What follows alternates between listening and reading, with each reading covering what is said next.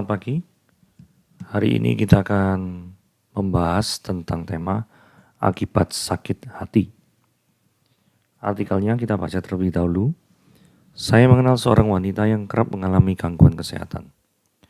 Baru beberapa saat keluar dari rumah sakit, ia sudah mengeluhkan penyakit baru. Hampir setiap kali saya menanyakan kabar, ia selalu menjawab, "Saya sedang sakit." Suatu hari saya terkejut mendengar wanita itu berkata, "Sampai kapan pun saya tidak akan memaafkan suami saya." Ia pun menceritakan betapa buruk perlakuan suaminya. Rupanya selama ini ia memendam rasa sakit. Tidak semua penyakit bersumber dari sakit hati. Namun sakit hati dapat menjadikan sumber penyakit. Firman Tuhan hari ini menasihatkan agar kita tidak meninggalkan kasih dan setia. Ayat 3a. Saat hati disakiti, alih-alih membenci, mari tetap berbuat kasih dengan bersedia mengampuni. Saat orang lain semena-mena memperlakukan kita, alih-alih membalas setara perbuatan mereka, mari kita setia berpegang pada perintah Tuhan untuk tetap memperlakukan mereka dengan baik. Tidak adil, benar, namun hal itu lebih berfaedah dari memendam sakit hati.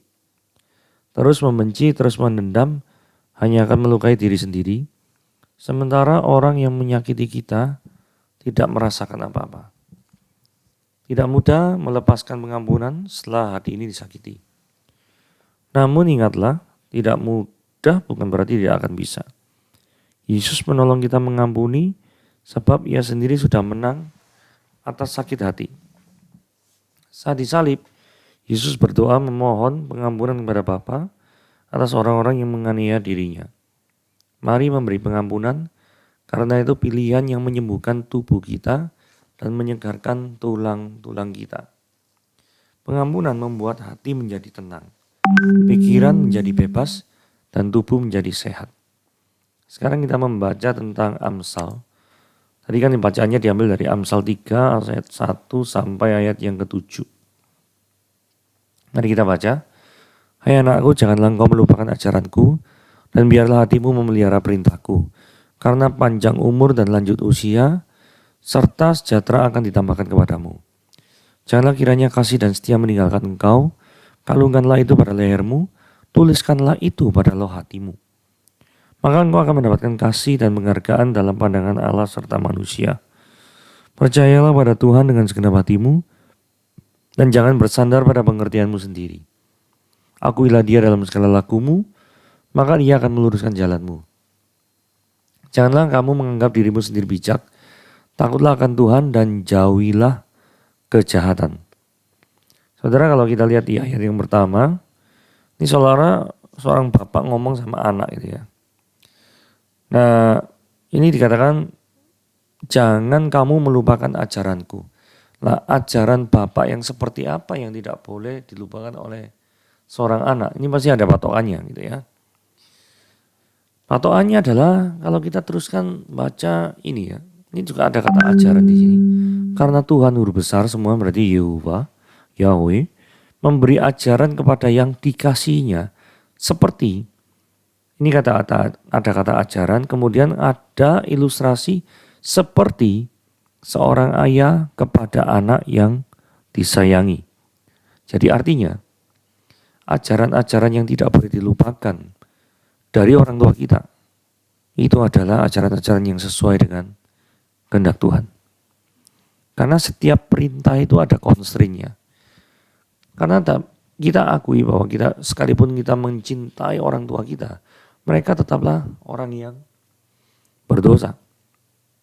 Nah, di dalam keberdosaan pasti ada kemungkinan mereka ada prinsip-prinsip tertentu yang memang melawan firman Tuhan atau tidak sesuai dengan firman Tuhan. Bisa juga seperti itu. Nah, yang sesuai dengan firman Tuhan itu yang kita ambil, yang tidak sesuai kita tidak perlu ambil. Contoh misalkan gini ya, kadang-kadang kita sering memberikan nasihat, kelihatannya benar sih, cuma kalau pikir-pikir lagi keliru tuh. Misal gini, tidak apa-apa lah kita berbuat baik ya kepada orang lain. Nanti ya suatu saat kalau kita butuh, orang itu akan menolong kita. Saudara sering nggak kira-kira dengar kata-kata kayak gini? Sering bukan? Kelihatannya benar ya. Cuma saya ingin satu hal ya. Saya ingin katakan satu hal ya. Ini keliru nih. Kenapa gue bilang keliru? Karena motivasimu nolong orang lain itu tujuannya diarahkan untuk kepentingan dirimu sendiri. Karena kan anak kalimat yang kedua ngomong, nanti kalau kita butuh, kan orang itu pernah ngalami pertolongan kita. Ya orang itu nanti pasti tolong kita lah. Sungkan lah, budaya timur kan seperti itu. Saudara, ini keliru.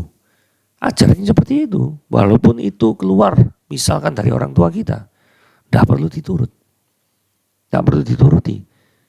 Bukan kita dilarang berbuat baik, bukan. Tapi motivasi di balik perbuatan baik itu salah. Motivasi kekristenan dalam perbuatan baik itu adalah apa? Untuk memuliakan nama Tuhan di bumi. Jadi motivasinya bukan ditujukan untuk kenyamanan diri sendiri. Tetapi ditujukan kepada Tuhan.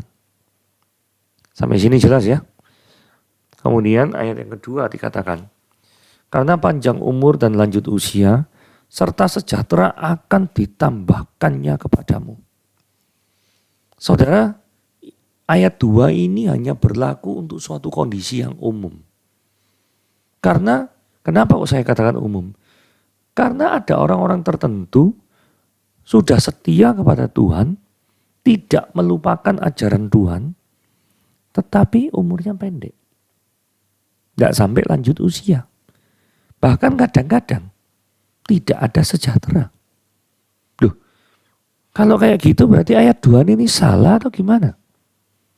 Nah, seperti yang saya katakan tadi, ini berlaku hanya untuk yang umum-umum saja. Karena ada kejadian yang khusus. Contoh kejadian yang khusus ya.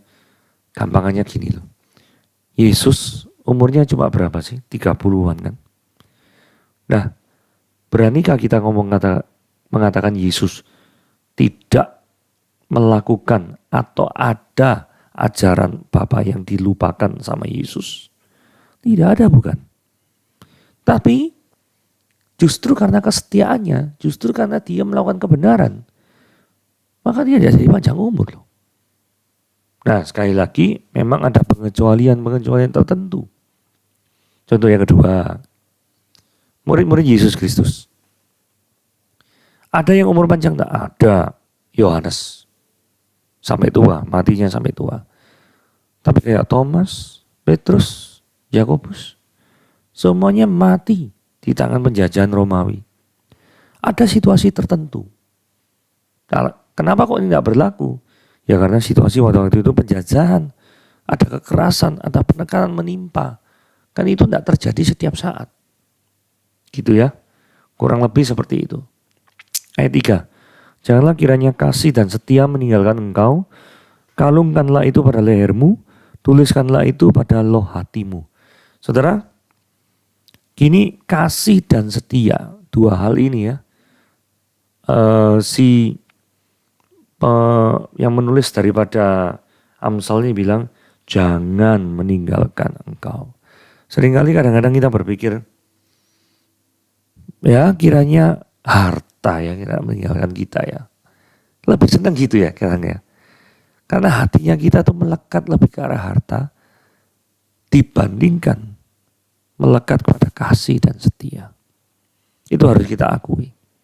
Dan firman Tuhan hari ini ngomong, bukan janganlah kiranya harta meninggalkan engkau, enggak. Jadi bagi kita yang memiliki prinsip seperti itu, harus bertobat. Dikatakan kalungkanlah itu pada lehermu. Artinya kalau itu dikalungkan dalam leher, ya tidak bisa lepas. Artinya menyatu dengan dirimu. Kadang-kadang orang kalau pakai kalung itu kan adalah cerminan identitas daripada dirinya. Betul ya? Jadi itu akan menjadi identitas kasih dan setia. Pertanyaannya gini, orang ketika mengenal Anda, itu mengenal Anda yang kasih dan setia. Orang bisa melihat Anda, kemudian orang langsung rujukannya itu kepada kasih Kristus.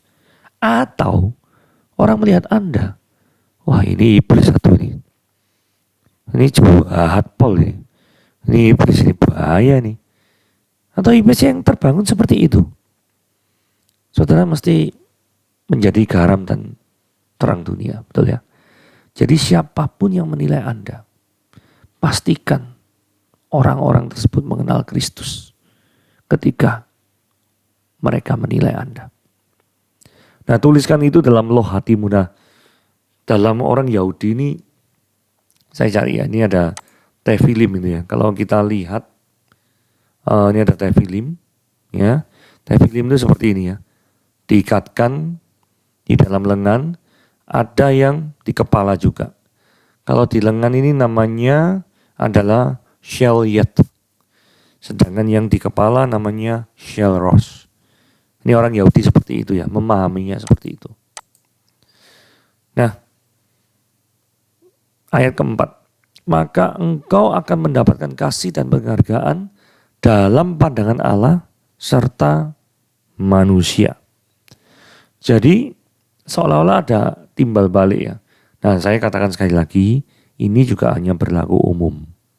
Maksudnya normalnya kalau ada orang yang hatinya tuh memang penuh kasih, itu pasti orang itu dicintai sama manusia dan juga dicintai dengan Allah. Secara normal seperti itu. Tetapi ada juga orang yang penuh kasih, tapi dibenci banyak orang. Ada juga. Kenapa?